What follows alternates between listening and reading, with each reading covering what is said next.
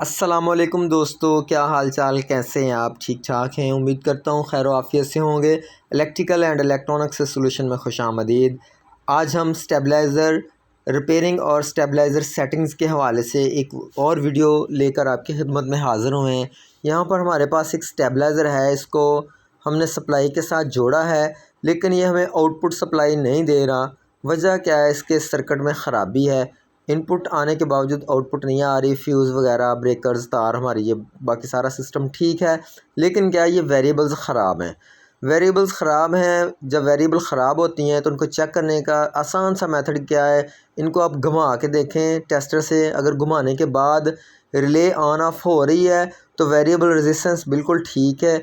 अगर relay on off नहीं हो रही तो वेरिएबल रेजिस्टेंस ख़राब है। तो ख़राब वेरिएबल्स को हमने निकाल दिया है। ये जो हमारे वेरिएबल्स हैं, इनकी जो वैल्यू है ये 5 किलो ओहम की वेरिएबल्स हैं।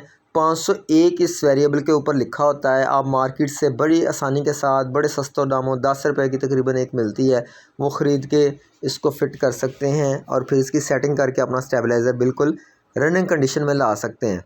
तो वेरिएबल्स को फ़िट करने से पहले हमने क्या करना है, डी सोल्डरिंग टूल के साथ हमने इनके सराखों की अच्छी तरह से सफाई कर लेनी है, ताकि वेरिएबल दगाते हुए हमें कोई परेशानी का सामना ना करना पड़े। दुरुस्त वेरिएबल्स को हमने अच्छी तरह से फ़िट करना है। फ़िट करने के बाद इसको हमने सोल्डरिंग करना है। सोल्डरिंग के लिए हम दोबारा से सोल्डरिंग आयरन और सोल्डरिंग वायर यूज़ करेंगे। सोल्डरिंग आयरन और सोल्डरिंग वायर कौन सी कंपनी की अच्छी है? श्योर कंपनी की दोनों चीज़ें आप ख़रीद लें, बड़ा ज़बरदस्त रिज़ल्ट है इनका, सोल्डर वायर का भी और सोल्डरिंग आयरन का भी। वो लाइट वाला बरकी काविया ख़रीदें और श्योर की आप जो है सोल्डरिंग वायर ख़रीदें, बेहतरीन रिज़ल्ट है। तो नई जो वेरिएबल्स हमने बिल्कुल फ़िट कर दी हैं। अब हम करेंगे स्टेबलाइज़र की सेटिंग, इसकी एडजस्टमेंट, इसकी ट्यूनिंग। तो ट्यूनिंग के लिए जनाब क्या है, हमारे पास AC वोल्टेज रेगुलेटर है। सर्किट हमारा A1 ओके वर्किंग कंडीशन में है। आउटपुट चेक करने के लिए हमारे पास डिजिटल मल्टीमीटर है, जिसको हमने स्टेबलाइज़र की आउटपुट के साथ कनेक्ट कर दिया है। तो इनपुट अभी हमारी जो है फ़िलहाल हमने 200 वोल्ट पे सेट की है, तो आउटपुट हमारी 233 वोल्टेज आ रही है। तो ये हमारा जो स्टेबलाइज़र है इस स्टेप पर बिल्कुल सही काम कर रहा है। इस स्टेप को हमने वेरीफाई करना है। वेरीफाई करने के लिए क्या करेंगे, इनपुट को हम चेंज करेंगे। इनपुट मैंने बढ़ाई है, जैसे ही बढ़ाई है तो आउटपुट में थोड़ा सा इजाफा होने के बाद जो है रिले की जो उसने सिस्टम को डिस्कनेक्ट करवा दिया है ट्रांसफार्मर को, तो फिर वोल्टेज क्या है, जितने इनपुट हैं उतने ही आउटपुट पे आ गए, तकरीबन मिलते जुलते वोल्टेज आ गए। मीटर में थोड़ी बहुत वेरिएशन हो सकती है, बाकी वोल्टेज सेम है। जैसे ही अब मैं इन वोल्टेज को कम करूँगा, इनपुट वाले वोल्टेज को कम करूँगा, ये देखें जैसे ही 203-4 पर आया था तो ऐड हो गए वोल्टेज। रिले ने क्या किया, वोल्टेज ऐड कर दिए हैं। अब कितने 231-32 वोल्टेज आ रहे हैं। 200 इनपुट है, 231-32 जो है वो आउटपुट है। तो ये स्टेप हमारा जो है पहली रिले वाला बिल्कुल सही काम कर रहा है। अगर इस पोजीशन में थोड़ा सा एरर हो तो आप इस वेरिएबल के साथ, पहले वाली जो वेरिएबल है इसके साथ इसको क्या कर सकते हैं, एडजस्ट कर सकते हैं। अब मैंने वोल्टेज और कम करने शुरू कर दिए हैं, यानी कि AC वोल्टेज रेगुलेटर से और वोल्टेज कम कर दिए हैं। जैसे ही हमारे आउटपुट वाले डिजिटल मल्टीमीटर पर 200 वोल्ट के राउंड अबाउट वोल्ट आएंगे तो हम क्या करेंगे, अगली रिले को ऑन करवा देंगे। अगली रिले ऑन करवाने के लिए नेक्स्ट जो 5K की वेरिएबल हमने लगाई है इसको हमने थोड़ा सा मूव करना है। इसको थोड़ा सा मूव करेंगे तो जैसे ही नेक्स्ट रिले ऑन होगी तो हमारे आउटपुट में क्या हो जाएगा, इजाफा हो जाएगा। इनपुट हमारी कम होने के बावजूद भी आउटपुट हमारी पूरी 230 वोल्ट जो पाकिस्तान का स्टैंडर्ड है, या जितने भी वोल्टेज आपके मुल्क में चल रहे हो तो वो आ जाएंगे। ये देखें 233 वोल्टेज हमारे आ गए। इनपुट कितनी 171 वोल्टेज हैं और आउटपुट हमारी 230 के राउंड अबाउट है। अब दोबारा से हमने इन वोल्टेज को वेरी करके देखना है। तो देखते हैं जनाब, और वोल्टेज हमने कम कर दिए। जैसे और वोल्टेज कम किए हैं तो क्या हुआ है कि जैसे ही आउटपुट हमारी 200 वोल्ट हुई थी तो अगली रिले ने क्या किया है, और 30 वोल्ट ऐड कर दिए हैं, जिससे आउटपुट हमारी क्या हो गई है, फिर 230 हो गई है। तो जैसे जैसे हम इसको, ये थोड़ी सी ज़्यादा आ रही थी, उसको हमने थोड़ा सा कम कर दिया है ताकि हमारी आउटपुट बढ़े नहीं। 250 वोल्ट से ज़्यादा नहीं होने चाहिए।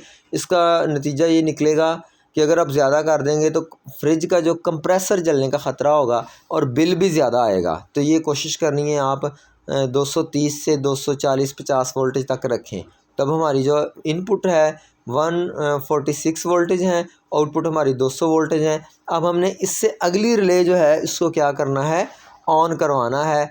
ऑन करवाने के लिए हम जो है वो सेकंड लास्ट वाली वेरिएबल, ये तीसरे नंबर वाली वेरिएबल पे आ रहे हैं, तीसरे नंबर वाली स्टेप पे हमने करना था। ठीक है जी, तो इसको हम जैसे ही एडजस्ट करेंगे, इनपुट हमारी 146 वोल्टेज आ रही है, 47 आ रही है, आउटपुट हमारी 239-40 आ रही है। ठीक है, तो अब हम थोड़े से वोल्टेज और कम कर रहे हैं।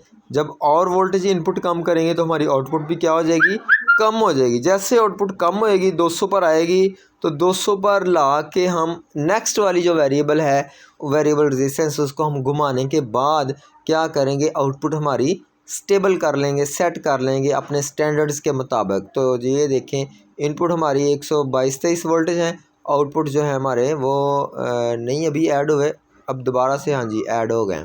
हमने थोड़े से वोल्टेज और कम किए हैं तो ऐड हो गए। ये कितने, 240 आउटपुट हमारी आ रही। इनपुट कितनी है, 122 है, आउटपुट हमारी 240 है। तो बिल्कुल ये ठीक है। इसको आप अपनी मर्ज़ी से एडजस्ट कर सकते हैं, कम भी कर सकते हैं और ज़्यादा भी, लेकिन हमें बहुत ज़्यादा वोल्टेज नहीं करने, क्योंकि हमारा कंप्रेसर जलने का ख़तरा होगा, बिल भी हमारा ज़्यादा आएगा। ठीक है जी, तो अब नेक्स्ट स्टेप की तरफ जा रहे हैं। इनपुट पे वोल्टेज हमने और कम कर दिए हैं, अब 100 वोल्ट कर दिया है, तो आउटपुट हमारे जो है वो तकरीबन 200 वोल्ट के राउंड अबाउट है। तो अब हम नेक्स्ट स्टेप में से जो है ऑटो ट्रांसफार्मर का नेक्स्ट स्टेप ऐड करेंगे। जैसे वो नेक्स्ट स्टेप ऐड होगा तो ये देखें जनाब, 100 वोल्टेज इनपुट है, आउटपुट हमारी 226 वोल्टेज आ रही है। तो ये बेहतरीन आइडियल सेटिंग हो गई है हमारे स्टेबलाइज़र की। बेहतरीन सेटिंग होने के बाद जनाब आप इसको वेरीफाई करें, वोल्टेज रेगुलेटर से कम ज़्यादा वोल्टेज करके देखें, तो इससे क्या होगा, आपकी आउटपुट बिल्कुल स्टेबल रहेगी, उसमें कोई फ़र्क नहीं आएगा। फ़र्क मीन के 210 वोल्टेज से लेके 200 वोल्ट से लेके 230-35 वोल्टेज तक ये वेरी होंगे। ठीक है, इससे ज़्यादा इसमें फ़र्क नहीं आएगा। डिजिटल स्टेबलाइज़र भी कहते हैं इसको लोग, लेकिन ये 25-30 वोल्टेज का जो 40 वोल्टेज का फ़र्क आता है, कम या ज़्यादा होते हैं। आप बढ़ाएं या कम करें तो ये देख लें कि इतने ज़्यादा कम नहीं हो जाएंगे कि आपका रेफ्रिजरेटर काम ना करे, या इतने ज़्यादा बढ़ नहीं जाएंगे कि कोई नुकसान हो जाए। तो अब वोल्टेज रेगुलेटर को हम कम ज़्यादा कर रहे हैं, आउटपुट हमारी जो है 200 वोल्टेज से लेके 235-40 वोल्टेज तक रह रही है। ठीक है जी, मुकम्मल सेटिंग हो चुकी हैं। अगर कोई बात समझ ना आई हो, आप मुझे कमेंट्स कर सकते हैं, कमेंट सेक्शन में आप पूछ सकते हैं। वीडियो को दोबारा से देख लें, कोई स्टेप मिस ना करें, तो ये आपको सारी चीज़ें समझ आ जाएंगी। स्टेबलाइजर सेटिंग के हवाले से बहुत सारी वीडियोस हम बना चुके हैं। अगर किसी भाई का कोई सवाल हो तो उसका जवाब हम देने के लिए तैयार हैं। आप हमें कमेंट्स करें, कॉल कर सकते हैं, मैसेज कर सकते हैं। ठीक है, तो ये देख लें, मैंने कई दफ़ा इसको वेरिएबल एडजस्ट करके देखा दिया है। कम ज़्यादा वोल्टेज होने से भी आउटपुट में कोई फ़र्क नहीं पड़ रहा। Thank you. और जिन भाइयों ने हमारा चैनल सब्सक्राइब नहीं किया, उनसे गुजारिश है कि चैनल सब्सक्राइब कर दें, ताकि हमारी जो आने वाली अपडेट्स हैं आपको मिलती रहें और आप अपनी स्किल, नॉलेज और इस तरह के जो टेक्निकल चीज़ें हैं उसमें अपना आपका जो इजाफ़ा होता रहे। Thank you so much.